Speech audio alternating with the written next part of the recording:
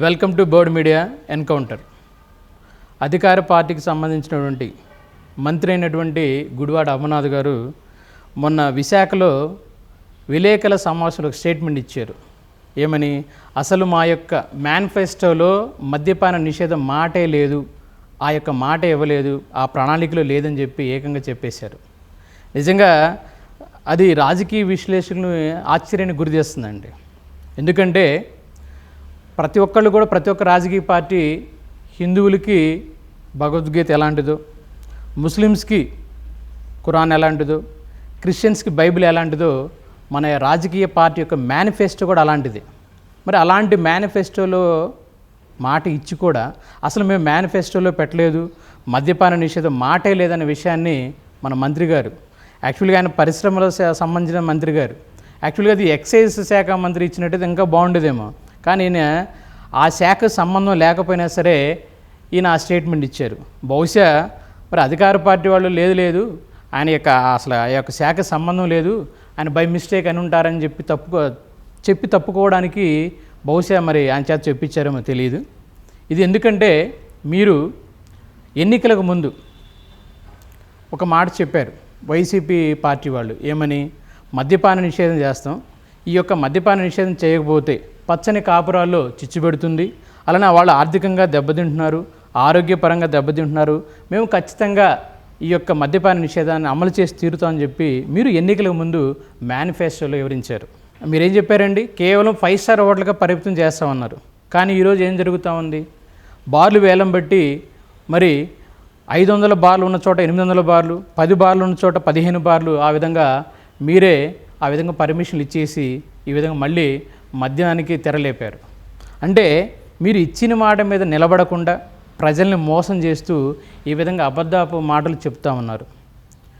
మరి అదేమంటే మేము మద్యం ధరలు చాలా ఎందుకు పెంచాము, మద్యం ధరలు పెంచడం వల్ల ఏ యొక్క సామాన్య మానవుడు తాగడానికి కానీ అంటుకోవడానికి కానీ విద్యుత్ శాఖకు కొట్టినట్లే ఉంటుంది, అందుకని విపరీతంగా మద్య ధరలు పెంచుతున్నామని కూడా చెప్పారు.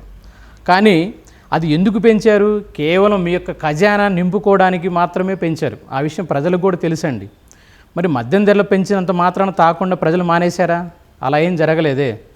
మరి లోకల్ బ్రాండ్ పేరుతో మీరే మ్యానుఫ్యాక్చరింగ్ చేసి మరి ఎప్పుడు వినటువంటి బ్రాండ్లు మరి మార్కెట్లోకి తీసుకొచ్చి విపరీతంగా 100 రూపాయలు 200 అమ్మి 200 250 రూపాయలు 250 రూపాయలు 300 రూపాయలు ఆ విధంగా ప్రజాధనాన్ని మీరు దోచుకున్నారు. ప్రజాధనాన్ని దోచుకోవడమే కాదు, వాళ్ళ ఆరోగ్యాన్ని కూడా మీరు దెబ్బతీస్తూ ఉన్నారు. ఎవరైనా కల్తీసారా తాగి చనిపోతే వాళ్ళకి మొక్కుబడిగా డబ్బులు ఇవ్వటం, అసలు ఇంట్లో యజమాని చంపి ఆ తర్వాత వచ్చే ఇన్సూరెన్స్తో పిల్లల్ని కాపాడినట్లుగా అసలు ఎందుకు ఈ కార్యక్రమం చేయడం? అసలు అదే మీరు ఏదైతే మాట ఇచ్చారో ఆ మద్యపాన నిషేధాన్ని పూర్తిగా నిషేధిస్తే ఎన్నో కుటుంబాలు బాగుపడుతూ ఉంటాయి. అలానే వాళ్ళ యొక్క వ్యాపారాలను చేసుకోవడానికి మరొక పథకం తీసుకొచ్చి మీరు ఎంకరేజ్ చేయొచ్చు. కానీ అలా ఏమి చేయకుండా మన యొక్క ఎన్నికల ప్రణాళికలో మేనిఫెస్టోలో మీరు ఆ మాట ఇచ్చి కూడా అసలు ఈరోజు మేము ఆ మాట ఇవ్వలేదు, మాకు సంబంధం లేదు అన్నట్టు మీరు మాట్లాడుతూ ఉన్నారు. ఇది చాలా హాస్యాస్పదంగా ఉందండి మంత్రి అమర్నాథ్ గారు, చాలా హాస్యాస్పదంగా ఉంది. మరి అప్పుడేంటి, ఓన్లీ 5 స్టార్ హోటల్స్కి అన్నవాళ్ళు ఈరోజు మళ్ళీ మీరు ఎందుకు బార్లకు లైసెన్స్ ఇస్తూ ఉన్నారు, ఎందుకు వేలం పాటలు పెడతా ఉన్నారు? కేవలం ఏంటంటే ఆ డబ్బుతో ఆ యొక్క మద్యపాన నిషేధం అనే మాట అడ్డు పెట్టుకొని దశల వారీగా నిషేధిస్తామని చెప్తూనే మళ్ళీ మీరు కొత్తగా బార్లకి పర్మిషన్లు ఇస్తూ ఉన్నారు. యాక్చువల్గా ఈ యొక్క మద్యం మీద 6,000 కోట్ల ఖజానా వస్తుంది, కానీ మీరు పెంచిన రేట్లతో దాదాపుగా సుమారుగా 30,000 కోట్ల ఖజానా నిండుతూ ఉంది. ఈ డబ్బులతోనే మళ్ళీ మీరు సంక్షేమ పథకాలు, ఆ పథకాలు, ఈ పథకాలు అని చెప్పి ప్రజలను మోసం చేస్తూ మభ్యపెడుతూ ఉన్నారు. అంటే మనం మేనిఫెస్టోలో ఇచ్చిన మాటని నిలబెట్టుకోకపోతే అది ఎంత మేరకు సమంజసం ప్రజలే ఆలోచించుకోవాలి. మరి ఈరోజు కొత్తగా బార్లకు మరి పర్మిషన్ ఇచ్చారంటే అది మద్యపాన నిషేధ దిశగా వెళ్తుందా, లేదు ఇంకా ఎక్కువగా మద్య దుకాణాలు తెరిచే అవకాశం ఉందా అనేది ప్రజలే ఆలోచించుకోవాలి. మరి ఈరోజు ఎన్నో కుటుంబాలు మనం చూస్తూ ఉన్నాం, ఆ యొక్క తాగుడికి బానిసయి తనకు వచ్చేటువంటి 400-500 రూపాయల కూలీలోనే దాదాపు 300 రూపాయలు దానికి ఖర్చు పెడుతున్నాడు. తన ఆరోగ్యాన్ని తన చేతిలో నాశనం చేసుకున్నారు. ఇప్పుడు ఇదే కాన్సెప్ట్తో మీరు ఎన్నికల ముందు ఇదే చెప్పారు, ఏమైనా పచ్చని కాపురాల్లో చిచ్చు పెడుతుంది, వాళ్ళ ఆరోగ్యం దెబ్బతింటుంది, కాబట్టి మేము తప్పనిసరిగా అధికారం రాగానే మద్యపాన నిషేధం చేస్తామని చెప్పారు. కానీ ఈరోజు అదేం జరగట్లేదు.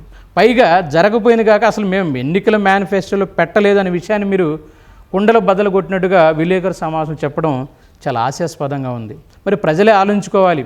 మరి వైసీపీ పార్టీ ఇచ్చిన మాట నిలబెట్టుకుంటుందా, మరి సక్రమంగా మద్యపాన నిషేధం చేస్తుందా, లేదే ఇదే మద్యపాన నిషేధాన్ని వాళ్ళ నాయకుల కోసమో, మరి సెకండ్ గ్రేడ్ ద్వితీయ శ్రేణి నాయకుల కోసం, వాళ్ళ వ్యాపారాల కోసం మరిన్ని మద్య దుకాణాలు తెరిచి ప్రజల ఆరోగ్యాన్ని పాడు చేస్తుందో మనమే భవిష్యత్తులో చూడాలి. ఈ వీడియోలపై మీ అభిప్రాయాలను కామెంట్ రూపంలో తెలపడంతో పాటు లైక్ చేయండి, షేర్ చేయండి. అలాగే మా ఛానల్ని సబ్స్క్రైబ్ చేసుకోవడంతో పాటు పక్కనే ఉన్న బెల్ ఐకాన్ని క్లిక్ చేసి యాక్టివేట్ చేసుకోండి.